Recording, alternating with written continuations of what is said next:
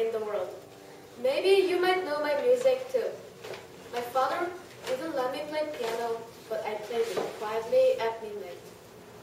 I traveled around the world when I was 17. However, my ears started to lose their hearing. I can't let people know that I'm a great composer who can't hear my own music. My music started to show my sadness and anxiousness. Will people ever find out my secrets? These experiences are all related to at least one of the three composers, Handel, Beethoven, and Mozart. Good evening, ladies and gentlemen, and our judges. I'm going to tell you about the lives of these three classical composers. Do you know who one of the most famous composers of Germany is?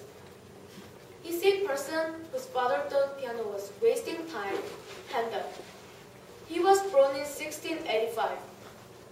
Handel's father was a famous barber and a surgeon. He didn't want his son to play piano all the time. However, when he turned 10 years old, they went to the palace of the Duke of Weissenfels, and the Duke let him learn more about piano. He left a song, Handel's Messiah, before he died.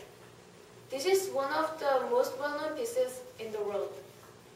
He left this world in April 1759 when he was 74 years old. The second composer is a person who couldn't hear, Beethoven. He was born in Germany in 1770. His father often drank too much alcohol, and forced Ludwig, who was only 3, to play piano till midnight. Beethoven led his orchestra by himself when he was only 8 years old. When he was a teenager, he wrote the Third Symphony for his favorite hero, Napoleon. When he traveled to Europe and met his favorite composer, Mozart. After his mom died, that drank more alcohol than before, so Ludwig became the head of Beethoven family.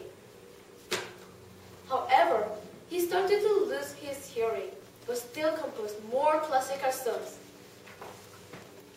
and became as popular as any rock star today. Before he died, he wrote the famous Fifth Symphony. Also, even aliens can listen to his music if they are lucky enough to find Voyager 2. He always came up with new, thrilling, and expressive ways of putting musical songs together that changed the history of music forever.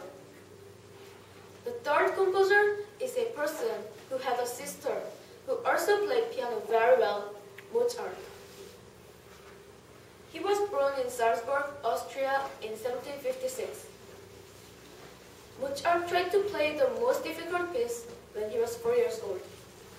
At 6 years old, he wrote 2 sonatas and a clavier concerto that was so difficult no one could play it.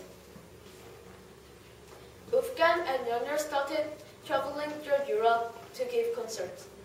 Even though audiences loved their performances, they didn't make much money. Instead, they got chocolates, clothes, and other things. When he was a young man, he moved to Vienna and got married. He was happy and wrote some of his best musical works, such as the Magic Flute. Unfortunately, Mozart became ill and died when he was only 35 years old, before he could finish his last piece, Requiem. He's important for several reasons.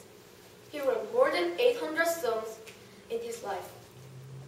He mixed different styles to show that in real life, where the serious and happy things happen. Some of the greatest music in the world was composed hundreds of years ago. Handel gave the world amazing oratorios based on the stories of the Bible, which are still enjoyed today. Beethoven overcame his handicap to compose music that seemed to be a joyous challenge to try hard to succeed. Mozart died young, but he left some of the most recognizable music. If you tried to imagine the world without these composers, it would be awful. their lives, and what they left us is music to our ears. Thank you for listening to my speech.